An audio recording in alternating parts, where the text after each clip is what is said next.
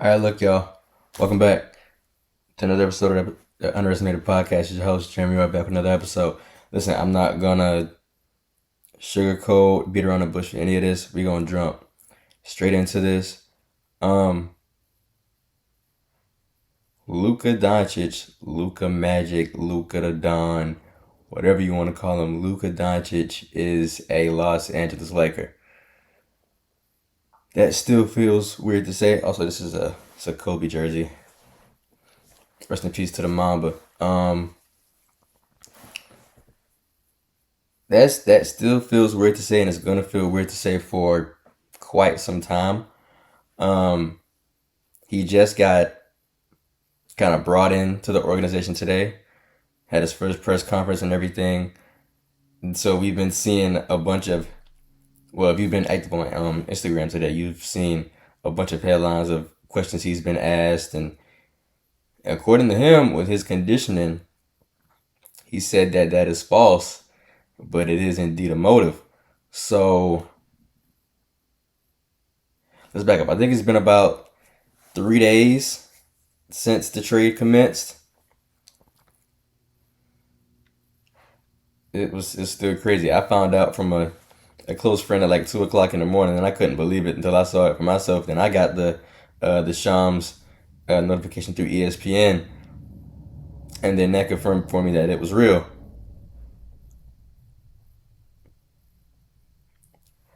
At this very moment, I still feel like it's stupid.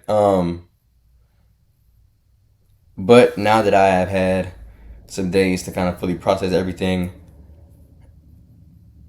I do understand it now. Do I still like it though? Not necessarily. I think my judgment will be with time because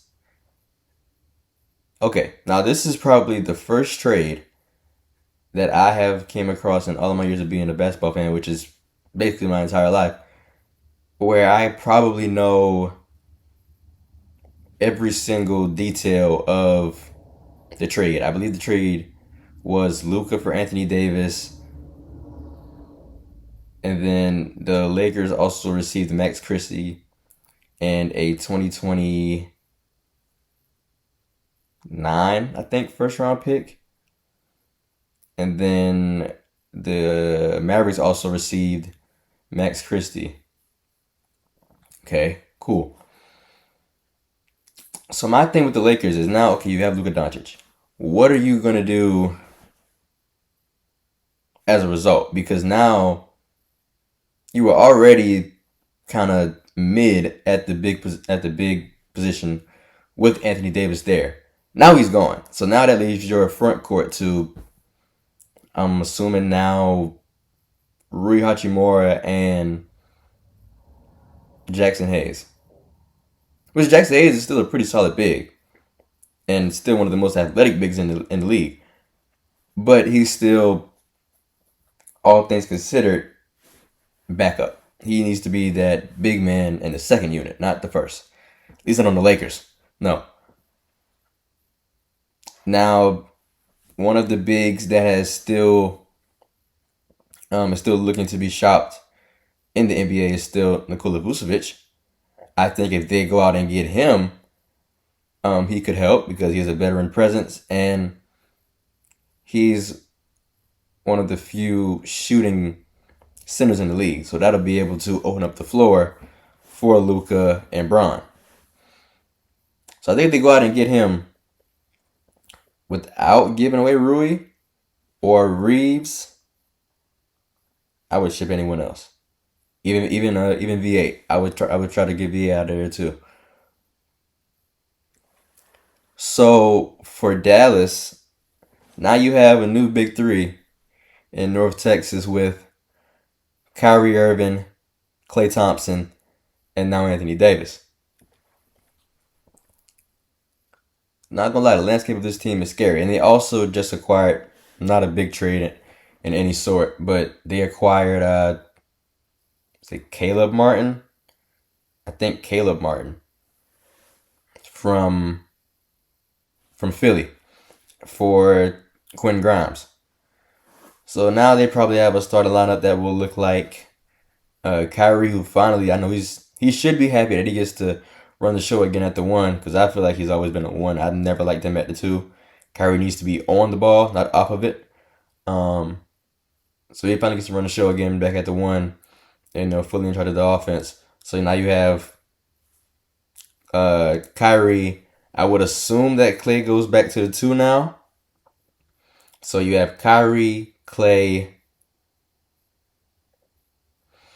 Maybe you throw PJ Washington at the three. I mean, he's only what 6'8", 6'9". I think he can play the three, and then you can have Anthony Davis and Derek Lively, who I think is still injured, or you can throw Daniel Gafford there.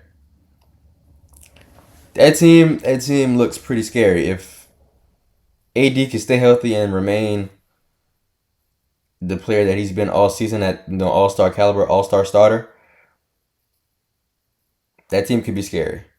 It doesn't aid anyone like me who's a Golden State Warriors fan, but we desperately need help, and we're going to more than likely have to go through the Lakers or the Mavs to even, reach the promised land.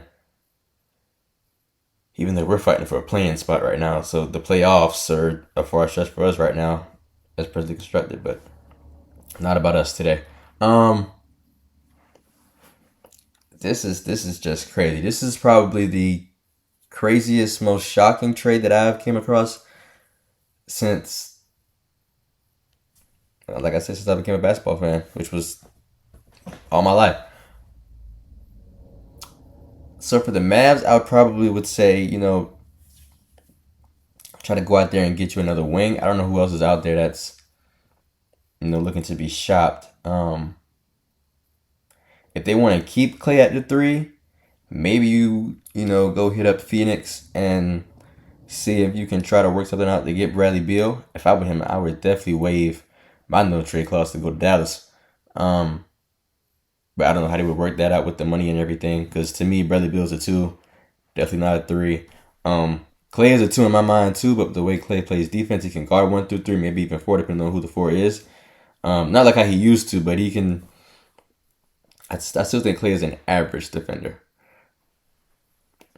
And with the defensive scheme that they run, I think he's fine. For like I said, the Lakers, they still got to go out and get a big.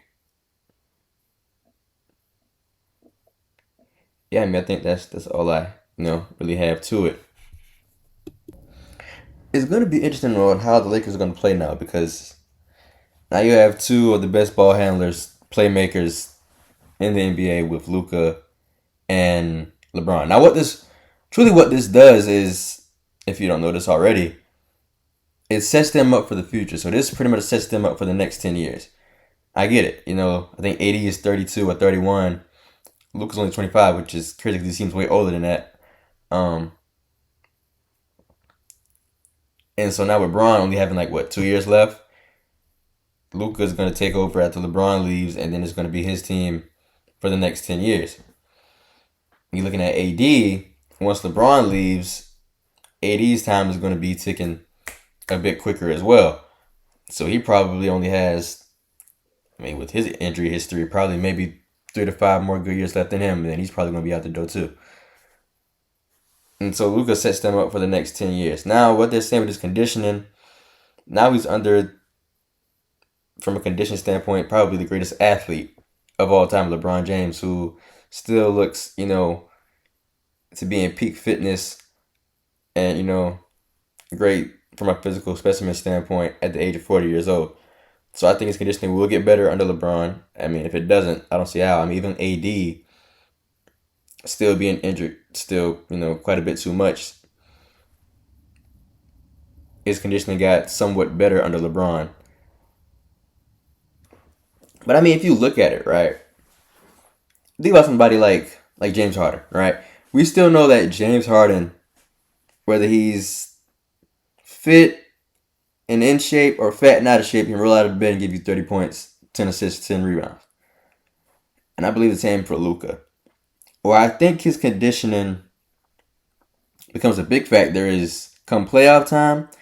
And then the one thing we're missing out on is the fact that not only is AD a top tier, scorer like on offense, but he's a top tier defender as well. Luka on the opposite side of the ball is truly one of one, but he can't defend a statue, a parked car. Like Luka does not. There's a difference between giving effort on defense and it just not working out in your favor, as opposed to not just like Luka genuinely does not want to play defense, and he has the size. For Luka's 6'8", 6'7". You have the size to play defense, bro. You're bigger than the average guard. So hopefully LeBron can enhance that out of him as well, because we all know LeBron is also one of the greatest communicators on the court. So he's definitely going to be, anchoring that defense, telling who to go where. Um, but yeah, this is interesting. This is probably the most interesting or the most interested I've been as an NBA fan in quite some time. Like I'm really excited to see how the second half of this NBA season pans out, because now we don't really have any super teams. Like now we're kind of in a even more level playing field. Now you have Luka and LeBron in LA. You have AD, Kyrie, and Clay in Dallas. You also have now De'Aaron and Wemby in San Antonio, and DeMar, Sabonis, and Zach LaVine in Sacramento. Not to mention that we already know about like the other great teams that have duos and trios that are great. So it's pretty much. I think the NBA championship is up for grabs now. I think anybody has a shot to get it at this point. Um, like I said, for my Warriors, we gotta go get something done. Uh, I don't understand what's the big hold up. I get that Jimmy doesn't want to come to Golden State now because I believe they stopped trading for him because he said he wouldn't sign the max or sign the contract extension if he were to get traded there. So there's no point if he's not going to stay. Um, I don't know who it is that we're trying to keep because I'm not gonna lie, I was a fan of Pods, but I watched. We just played the Magic last night. We got the win, but he's looked horrible. Like Trey Pods. Like I think I saw something where the Bulls offered us Zach LaVine for Pods, and we said no. Like what? Like that better not be true. Like I've seen plenty of rumors and stuff about who we're looking for or whatever, but that one in particular better not be true because there's no way on God's green earth you tell the Chicago Bulls no to Zach LaVine for Pods and the way he's been playing. I don't think Pods should be untouchable. Kaminga. As far as Wiggs goes, I would love to keep Wiggs, but like if we can get better, let's do it. Like Curry's time is ticking faster than pretty much not as fast as Braun, but pretty close. Um, Moody. I mean, like to be honest, I think the only ones that we should keep indefinitely are Dre and Steph. Everyone else, like all love. Oh, and GP. I think we should, yeah. But everyone else, like sayonara. Like it's Steph we're talking about, and I truly want Steph to pass Braun in championships, maybe even Jordan. So, and that team that we have now, it ain't gonna cut it. But yeah, this is absolutely interesting.